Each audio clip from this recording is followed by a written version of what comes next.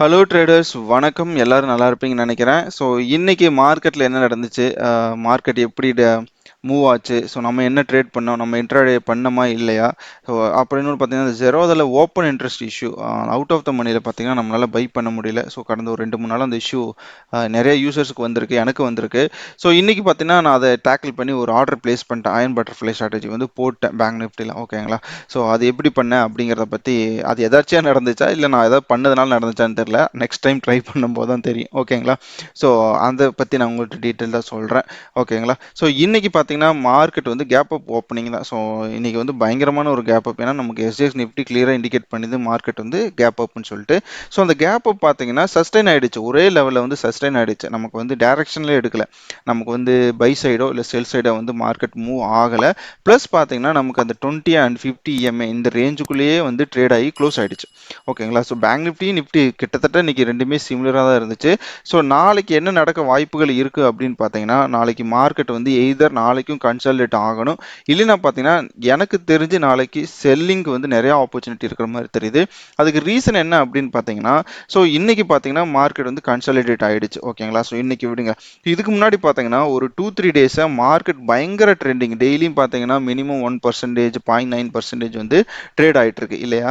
So அப்போ பார்த்தீங்கன்னா இந்த 3 நாள் இன்னையோட 4வது நாள். ஓகேங்களா? ஸோ இந்த 4 நாளில் பார்த்தீங்கன்னா இன்னைக்கு மட்டும்தான் கன்சாலிடேட் ஆயிருக்கு. ஸோ மித்த 3 நாளும் பார்த்தீங்கன்னா ஓப்பனிங்கை விட க்ளோசிங் வந்து ஜாஸ்தியாக இருந்திருக்கு. இன்னைக்கு பார்த்தீங்கன்னா ஓப்பனிங்கோட க்ளோசிங் வந்து லோவாக இருந்திருக்கு. ஓகேங்களா? ஸோ இன்னைக்கு பார்த்தீங்கன்னா ஓப்பனிங் எங்கே இருந்தது அப்படின்னு பார்த்தீங்கன்னா இந்த லெவலில் இருந்திருக்கு கரெக்டாக, பட் அதனுடைய க்ளோசிங் பார்த்தீங்கன்னா இந்த லெவலில் இருந்திருக்கு. ஸோ இதுதான் இந்த டிஃப்ரென்ஸ். ஓகேங்களா? ஸோ இந்த டிஃப்ரென்ஸ் வர காரணம் என்னன்னா, ஸோ பையர்ஸோட டாமினேஷன் குறைஞ்சு போச்சு, செல்லர்ஸ் வந்து டாமினேட் பண்ணுறாங்க.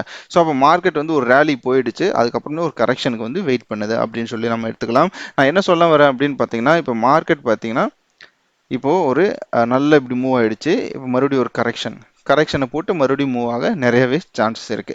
ஸோ இன்னைக்கு பார்த்தீங்கன்னா மார்க்கெட் வந்து இந்த ரேஞ்ச் பவுண்ட்லேயே வந்து முடிஞ்சிருச்சு. ஸோ நாளைக்கு நம்ம என்ன எதிர்பார்க்கலாம் அப்படின்னு பார்த்தீங்கன்னா, எய்தர் இந்த கேப் இருக்கு இல்லையா, இந்த ஏரியா, ஸோ இந்த ஏரியா வந்து டச் பண்ணலாம், இல்லைன்னா இங்கே ஓப்பனிங்லேயே கூட இங்கே வந்து டச் பண்ணிட்டு இங்கிருந்து கூட கீழே போகலாம்.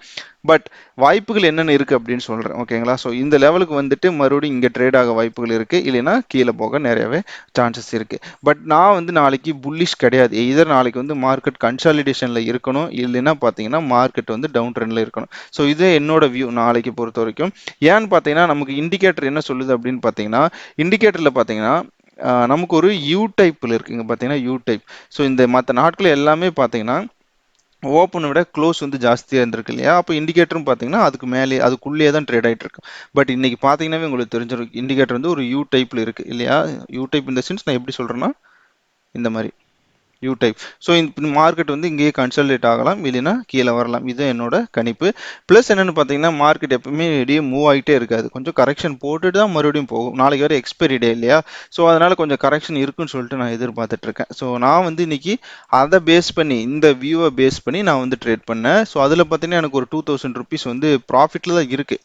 ஸோ கரெக்டாக பார்த்தீங்கன்னா எனக்கு சொல்ல போனால் 2095 ருபீஸ் வந்து ப்ராஃபிட்டில் தான் இருக்குது. இது வந்து iron butterfly strategy. So out of the மணியில் பை பண்ண முடியாமல் ஒரு இஷ்யூ இருந்துச்சு இல்லையா? ஸோ அதை எப்படி டேக்கிள் பண்ணேன் அப்படின்னு பார்ப்போம். நான் இன்னைக்கு எடுத்த ஸ்ட்ரைக் ப்ரைஸ் பார்த்தீங்கன்னா 36,100. பட் அது கொஞ்சம் 36,000 எடுத்துருக்கலாமோன்னு தோணுது எனக்கு. ஓகேங்களா? ஸோ எப்பவுமே இந்த ரவுண்ட் ஃபிகரில் வந்து ஒரு சைக்கலாஜிக்கல் ஃபேக்டர் இருக்குது. ஸோ அதனால் இந்த 36,000 எடுத்துருக்கலாம், கொஞ்சம் பெட்டராக இருந்திருக்கும்னு தோணுது. But that's okay. நாளைக்கு என்ன நடக்குதுன்னு பார்ப்போம். ஓகேங்களா? ஆல்ரைட். ஸோ நான் வந்து என்ன பண்ணேன் அப்படின்னா பேஸ்கெட் ஆர்டரில் போயிட்டேன் ஜெரோதால. அதில் பார்த்தீங்கன்னா நமக்கு 4 லெக் வரும் கரெக்டுங்களா? ஸோ இந்த 4 லெக்கில் இந்த இஷ்யூ ரிசால்வ் பண்ணுறதுக்கு நான் யூடியூப்பு, கூகுள் இதிலெல்லாம் தேர்னேன் என்ன பண்ணுறதுன்னு சொல்லிட்டு. அவங்க எல்லாமே சஜஸ்ட் பண்ணது எப்படின்னா, ஸ்டார்டிங்கில் வந்து ஃபர்ஸ்ட் லெக் வந்து பை பண்ணாமல் செல் பண்ணுங்க, செல் பண்ணிவிட்டு அதுக்கப்புறம் பை பண்ணுங்க அப்படின்னாங்க. ஸோ அப்போ நான் என்ன பண்ணேன் அப்படின்னு பார்த்தீங்கன்னா, ஃபஸ்ட்டு செல் பண்ணேன். ஓகேங்களா? ஸோ செல் பண்ணிவிட்டு அதுக்கப்புறம் பை பண்ணேன். அப்போ பார்த்தீங்கன்னா எனக்கு மார்ஜின் இங்கே வந்து 4 லாட்டுக்கு, நான் வந்து 4 லாட் பேங்க் நிஃப்டிக்கு 7 லட்ச ரூபா சம்திங் வந்து இந்த இடத்துல காட்டுச்சு ரெக்கார்ட் மார்ஜின். ஃபைனல் மார்ஜின் பார்த்தீங்கன்னா உங்களுக்கு வெறும் 2.5 லட்ச ரூபா தான் காட்டுச்சு. பட் நீங்கள் இந்த ஆர்டர் பிளேஸ் பண்ணனா உங்களுக்கு அந்த 7.5 லட்ச ரூபா மார்ஜின் இருந்தால் மட்டும்தான் உங்களால் பிளேஸ் பண்ண முடியும், இல்லைன்னா வந்து பிளேஸ் பண்ண முடியாது. ஸோ நான் அதனால் என்ன பண்ணேன் அப்படின்னு பார்த்தீங்கன்னா, எங்கிட்ட அந்த மார்ஜின் இல்லாதனால என்ன பண்ணேன்னா வேற மெத்தட் ட்ரை பண்ணேன். அப்போ நான் எல்லாத்தையும் டெலீட் பண்ணிவிட்டு நான் என்ன பண்ணேன் அப்படின்னு பார்த்தீங்கன்னா, ஸோ எகைன் ஃபஸ்ட்டு ரெண்டையும் பை ஆர்டராக போட்டேன். பை ஆர்டர் இருக்கு இல்லையா, 35,300, 36,900 ரெண்டு ஆர்டரையும் செல் ஆர்டரா போட்டேன். ஸோ அப்போ பார்த்தீங்கன்னா நான் எக்ஸிக்யூட் கொடுத்தேன், எக்ஸிக்யூட் ஆயிடுச்சு. ஸோ இது ரேண்டமாக நடந்துச்சா இல்லை இதனால தான் நடந்துச்சான்னு எனக்கு தெரியல. பட் இதை ட்ரை பண்ணி பாருங்க, இன்னைக்கு இந்த மாதிரி இஷ்யூ இருந்துச்சா இல்லை ரிசால்வ் ஆயிடுச்சான்னு எனக்கு தெரியல. பட் நான் இப்படி ட்ரை பண்ணேன், எனக்கு வந்து ஒர்க் அவுட் ஆயிடுச்சு. ஓகேங்களா. ஸோ என்னோட ஆர்டர் வந்து பிளேஸ் ஆயிடுச்சு. பிளேஸ் ஆனதில் பார்த்தீங்கன்னா எனக்கு ஒரு 2000 ருபீஸ் வந்து ப்ராஃபிட் இருக்கு. ஸோ இன்னைக்கு மார்க்கெட் பேங்க் நிஃப்டி க்ளோஸ் ஆன இடம் அப்படின்னு பார்த்தீங்கன்னா உங்களுக்கு எக்ஸாக்டா 35,972. நம்ம எடுத்ததுலேருந்து பார்த்தீங்கன்னா கிட்டத்தட்ட ஒரு 120 பாயிண்ட்டுக்கு மேலே வந்து டவுனில் தான் க்ளோஸ் ஆயிருக்கு. ஸோ நாளைக்கு நமக்கு 35,764 கீழே, அதுதான் பிரேக் ஈவன். மேலே பார்த்தீங்கன்னா நமக்கு 36,435. ஸோ அதுதான் வந்து மேலே பிரேக் ஈவன். ஸோ இந்த பிரேக் ஈவனுக்குள்ளே ட்ரேட் ஆச்சு அப்படின்னா நாளைக்கு நமக்கு வந்து ப்ராஃபிட் கிடைக்கும். இல்லை நமக்கு வந்து இந்த பிரேக் ஈவன் ஏதோ ஒரு சைடு கட் பண்ணி வெளியே போச்சு அப்படின்னா நமக்கு வந்து லாஸ் வரும். ஓகேங்களா. ஸோ அதில் 4 லாட் போட்டிருந்தேன். ஸோ 4 லாட்டில் பார்த்தீங்கன்னா இதுதான் வந்து பொசிஷன். ஓகேங்களா. ஸோ வந்து மேக்ஸிமம் ப்ராஃபிட் நான் வந்து 36,100லேயே வந்து க்ளோஸ் ஆச்சுன்னா தான் வந்து 33,545 ரூபா ப்ராஃபிட் வரும்.